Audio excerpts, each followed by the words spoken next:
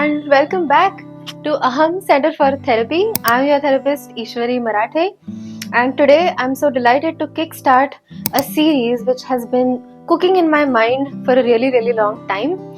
So what we are going to be looking at is pregnancy, the pre, the post, the during, the all of it from a mental health lens.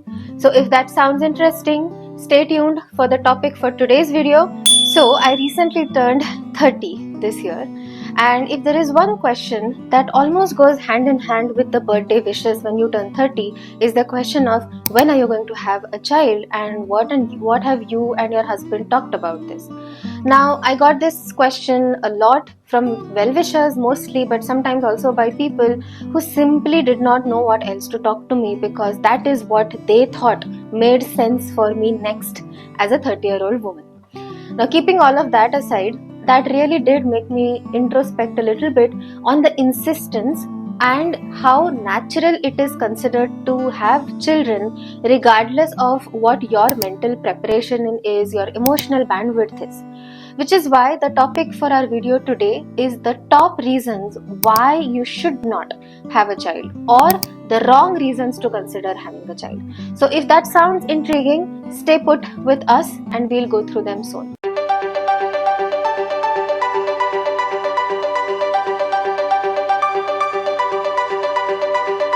So the first one is almost a pet peeve of mine. Every time I see it come on in movies, in serials, or even in day-to-day conversations, I just want to scream at them and say that how do you believe this? How does this make sense in your world? And that is anytime a person shares that they are having difficulties in the marriage or difficulties with their partner, the response that comes from the other side is almost, it sounds like the Garnier ad of Aishwarya Rai where she says 5 problems, 1 solution.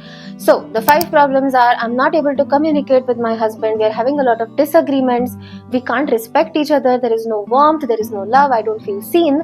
And then the one solution that makes sense to combat all of these 5 problems is have a baby, have a child, put your marriage through even more stress and see then what happens. So please, if you are watching this video, please know that having a child is most likely going to put a lot of stress, a lot of pressure on the bond between the two people who are having it. So if that foundation is shaky right from the get-go, you can only imagine how much harder it will be for both parents to navigate parenthood with the child and amongst each other without taking any help. So if you are at the point in your relationship where you are questioning a lot of things, the first and foremost solution will be to take therapy. The second one would be to at least have a conversation about it within the both of you. And then once you have figured it out, then deciding or considering having a child. If you think about it, if a child is brought into a dynamic with the sole expectation to fix the relationship that it is born into, it is an unfair and an undue amount of pressure that is put on extremely tiny little shoulders, and that should absolutely not happen. Next up, we have the reason of societal pressure. Now that goes hand in hand with point number 1, but consider this scenario. You and your husband have both decided and discussed amongst yourselves that you would want to wait a little bit longer before having children, or that you don't want to have children at all. Slowly the pressure starts building, almost like a pressure cooker. Every family function, every time you visit home, every time you see other people having children, all of the pressure starts mounting slowly but steadily till a point where the whistle of the pressure cooker goes off and you decide from that pressure, rather than anything else, only from that pressure, to have a baby. Can you take a minute to just think about the repercussions on the mother's mental health, the father's mental health, and the baby's mental health eventually if a decision such this big is taken out of this societal pressure? So if you are considering having a baby simply to appease your parents or your grandparents or your in-laws or some other distant relative who has to have an opinion on your fertility decisions, please consider this to be a sign to not do it. The topmost reason on this list is having a baby to fill in a void of some kind. Now this void can be anything.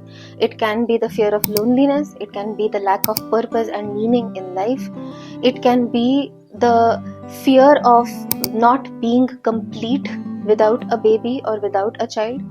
So it can really be anything, but when a decision such big is made out of that desire to fill the void, what is happening is, once again, the baby is getting born with all these expectations when all of them are absolutely unfair to be put on a child.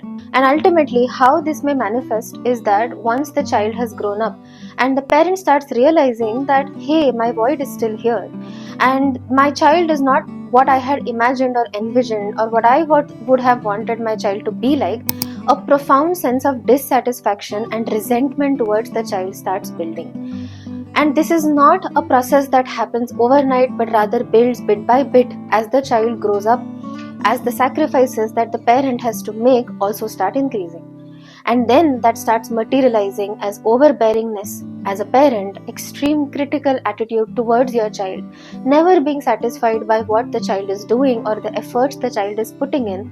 And all along, it has got nothing to do with the child in of itself, but rather to do with the very wrong motivation to have a child right from the beginning, which was to fill in a void.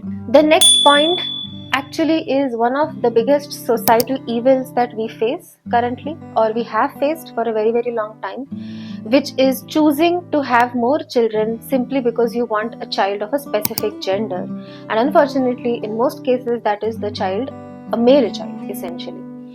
So now let's put ourselves into that situation once again. I have taken a second chance at motherhood. I am now pregnant and I'm really, really desperate for a boy child because everyone in my house are also pressurizing me to have a male child. When it's time for birth, I realize that it is again a girl.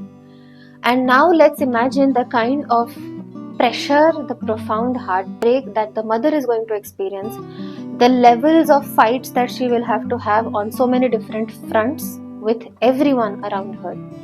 And now let's take a minute to think about the child who is constantly reminded through their life that you are not what we wanted, you are not what we were expecting and wishing for. That is an extremely heartbreaking and tragic event to happen. And if that is your reason to have a child, let me go right away and say that that is not the right one. I think our generation has truly coined and given meaning to the term FOMO, which is fear of missing out. And like most things in life, FOMO can also be a driving factor to have a baby. When you reach a certain age and you see people around you, your friends or colleagues, have babies, start families, it can create a sense of missing out. It can create a desperation to want that same kind of experience for yourself. And again, when this is the sole driver for the decision of having a baby, what that does is it gets the person completely out of touch with the realities of having a child.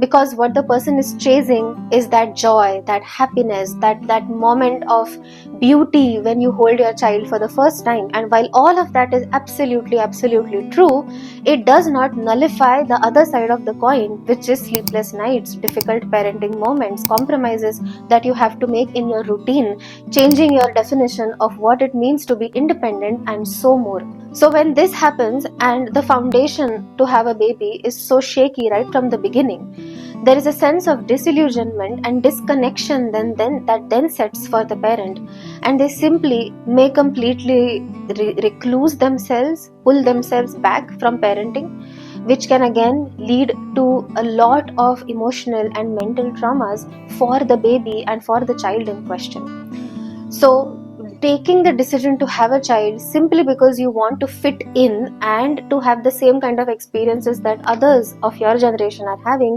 would perhaps be the next reason to not have a child. So as a therapist, a mental health professional, and soon to be parent myself, this was my take on some of the worst possible reasons to have a baby. Now, this does not mean that none of these reasons should exist. If they are there in moderation, if that's not the only reason that you're having a baby, then definitely the story will be different. So to find out the other side of the story, come back to the channel soon, for we are going to upload the next video on the right reasons or the beautiful reasons that one may consider starting a family. So I'll hope to see you soon in the next one. Make sure to share this video and subscribe to the channel. I'm your talking therapist Ishwari Marathe, and see you soon.